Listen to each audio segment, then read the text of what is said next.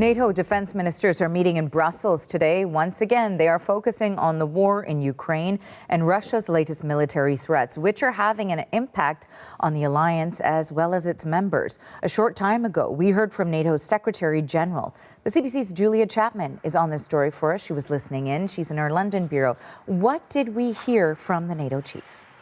Well, Mark Rutte spoke about how more than half of NATO members are now signed up to a new mechanism for getting support to Ukraine. And it comes after Donald Trump came to power and halted direct military aid to that country. NATO members had to suddenly scramble and find a way to help Kyiv. And what they came up with was that member states would buy existing weapons from U.S. stockpiles and send them to Ukraine. Canada was one of the first countries to get involved. Now more and more countries are signing up. Sweden, Estonia and Finland all made pledges today. But Mark Rutte acknowledged that there are some weapons only the US can provide, and he's referring to Tomahawk cruise missiles. That's what's at the top of Kyiv's wish list at the moment. Donald Trump has said he's considering sending them to Ukraine, but Moscow has said that would be a major escalation.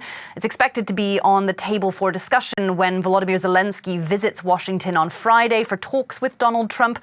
Mark Rutte said he's happy to see the two of them working together. Here's what he had to say.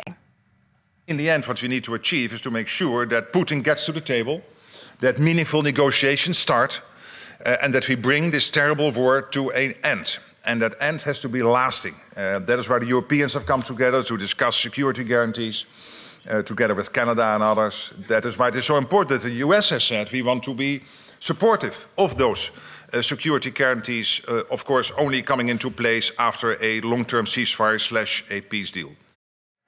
Also speaking today, U.S. Secretary of Defense Pete Hegseth said that he believes that Trump can help end the war in Ukraine. He said the U.S. would impose costs if Russia doesn't stop the fighting. So far, similar threats have been unable to yield any kind of results on the battlefield. And Julia, of course, there's also a new focus on NATO's own defenses after recent drone incursions. How are allies addressing that? That's right, and some of them have been blamed on Russia. Mark Rutte said that they posed challenges to NATO's security and its capacity to meet them. Some of these drone sightings happened in different countries. Estonia accused Russia of sending fighter jets into its airspace. So there is what Rutte describes as a hybrid threat from Moscow at the moment, and NATO is stepping up its response to that. He said they are increasing vigilance and defense. Warplanes and air defenses have been sent to reinforce the eastern flank under a new operation there. Today, they've agreed to go even further, testing new systems, creating innovations. He says that more still needs to be done to tackle this threat. Thanks, Julia. That is the CBC's Julia Chapman in London.